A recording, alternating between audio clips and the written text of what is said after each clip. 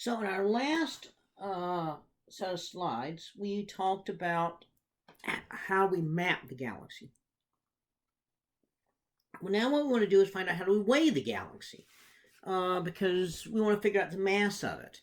And so that turns out to be a little more complicated because, again, it's like a star. You cannot take a star and put it on a balance in the lab and weigh it. So how do we weigh the galaxy? Well, think back to how we weigh stars. The way we found the mass of a star was to have two stars and they were orbiting each other. And so we were able to apply Kepler's laws to this. The total mass in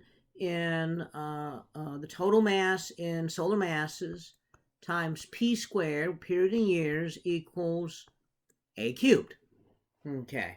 And so Kepler's laws allowed us to figure out the mass of stars.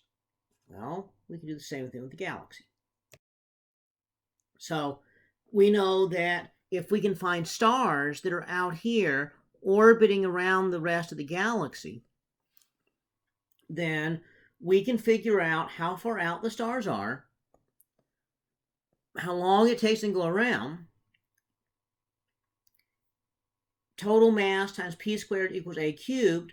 Just one step of algebra gives us that the total mass in solar masses equals a cubed over p squared. Well, the mass of a galaxy plus a star, that's the total mass. So that's basically the mass of the galaxy. And so this way we can find the mass of the galaxy.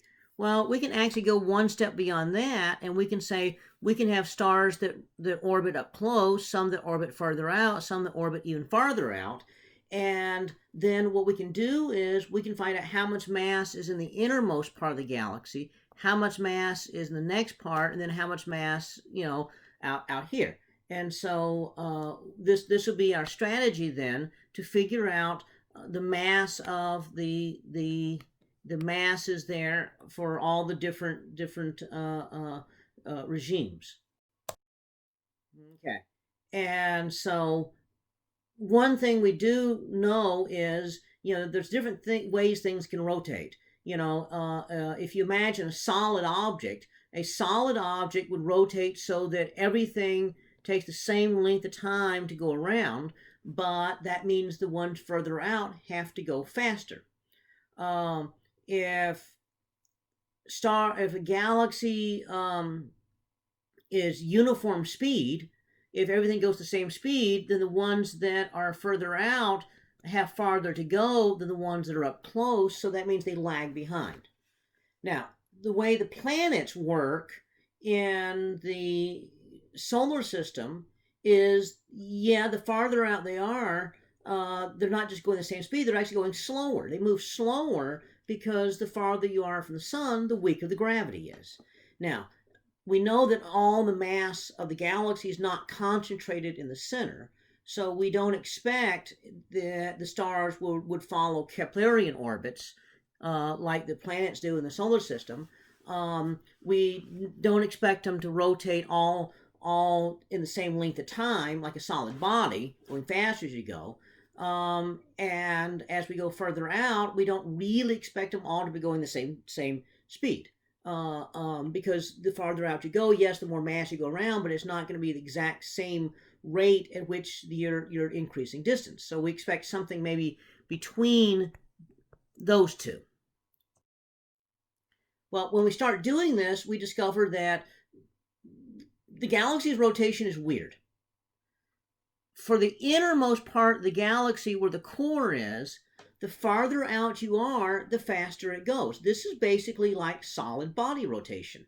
So the core and the bar in the core seem to rotate like a solid, but they're not solid. So that's a mystery that's still being worked on. And then as you go further out, we expect that, and what we have here is a graph of orbital speed versus distance. We expect this to sort of drop off a little bit, not drop off sharply the way Keplerian orbits are, but drop off a little bit. Instead, it's roughly steady and then maybe even increasing a little bit. Well, that didn't make any sense. The reason this doesn't make any sense is that there is most definitely not enough mass in the galaxy to accomplish this. This would be saying the farther out that you go, the more mass you're getting. Well, we know you're going around a little bit more mass. This is going around a lot more mass. We don't see a lot more mass. We only see a little bit more mass. You go out, you increase the mass, but you're not increasing by that much. And so this suggests there's actually mass out there that we're not seeing. Missing matter, things that we don't really see. And in fact, when we look at other galaxies, we see very similar light curves around other galaxies showing that they too have extra mass. And so here we have several different galaxies here, and the light curves all show the inner part. The inner parts seem to rotate like solid bodies, which again doesn't make any sense since they're not solid. And the outer parts, they either don't drop off very much, or they're steady, or they increase. And so that indicates there's mass out there. That mass, we don't see what it is. At first, they thought it was unseen things like hydrogen gas, interstellar medium, things of that sort, except that we can detect the interstellar medium's presence by infrared light or by radio waves. So it's not that. So they come up with a term called dark matter. Dark matter is this matter that we know is there because of the way gravity behaves, but we are unable to detect it in any technology that we have. Now, if we can detect it, even if it's not shining, if we can detect it in some fashion with radio waves or infrared light or something, we don't call it dark matter. Instead, we just call it dim matter. It's still not dark. It's still dark. It's still not shining, but it's detectable in some fashion. And so that's our strategy there. And so dim matter is this detectable in some fashion. Okay. Well, by measuring the orbits of the globular clusters and the satellite galaxies and the other things that are out there, what we discover is that dark matter actually makes up the majority of the galaxy's mass. It's between 75 and up to 90% of the mass is actually dark matter. And so galaxies are mostly made of dark matter. We find that the dark matter comprises almost a spherical halo around the galaxy.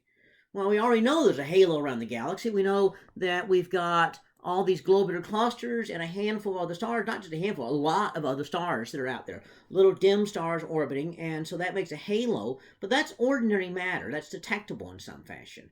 We're finding that the dark matter halo, because there's satellite galaxies that are out even further, and they're detecting mass that's between them and the rest of the galaxy. So we know that, in fact, there's this dark matter halo that extends way farther than the traditional halo. So this extended halo we sometimes call the corona of the galaxy. And so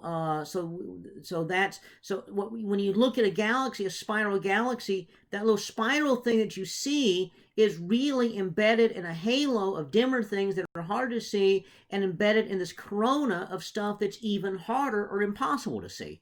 And so we see this dark matter is everywhere out there. Every galaxy we look at turns out to be mostly made of dark matter. So the question, what is dark matter? That's a good question. We don't really know what dark matter is. They had different ideas. At first, they thought there were a whole bunch of massive objects, small objects, so the compact objects orbiting in the halo of the galaxy. So we call those machos. They had several studies looking for this. For example, if one of these dim or dark small objects passes, between us and the star of a satellite galaxy, the gravity would bend it. We have this gravitational lensing, and you would see the brightness of that background star arch up and down a little bit, indicating that some dark object was passing in front. So they had several studies looking for dark matter, and what they found was that, in fact, there are a few machos out there, but the machos that are out there only can account for a few percent of the dark matter. So maybe 10% of the dark matter, 15%, not much more than that. So the other possibility is there's some other weakly interacting massive particles, WIMPs. They have mass. They do not interact in any other fashion. They're just particles that don't interact. They do not interact with electromagnetic forces. They do not interact with anything but gravity. There's no known particle that does that. So that makes them very, very difficult to detect if they don't interact with anything by any other means, and those other means are how we actually find things. So dark matter, the leading candidate is it's some kind of weakly interacting massive particle, or maybe more than one type of particle. We're going to talk later on that there's indications there's more than one type of dark matter. There's what we call cool dark matter and hot dark matter, and they're probably made of different things. So one possibility is neutrinos might be part of the dark matter because they almost don't interact with anything. But neutrinos can't interact with, can't explain the whole thing. So there's got to be something else out there that's just weird and exotic. There's no known particle that does what dark matter does. And so there have been many, many, many studies looking for these dark matter particles. So far, none of them have found dark matter. Every now and then you'll hear in the news, that some experiment is launching to study dark matter, and they expect to finally know what dark matter is. And then what you find out is a year or two later, kind of buried somewhere, is a publication that says, well, we didn't actually find anything. News media doesn't report on the negative findings.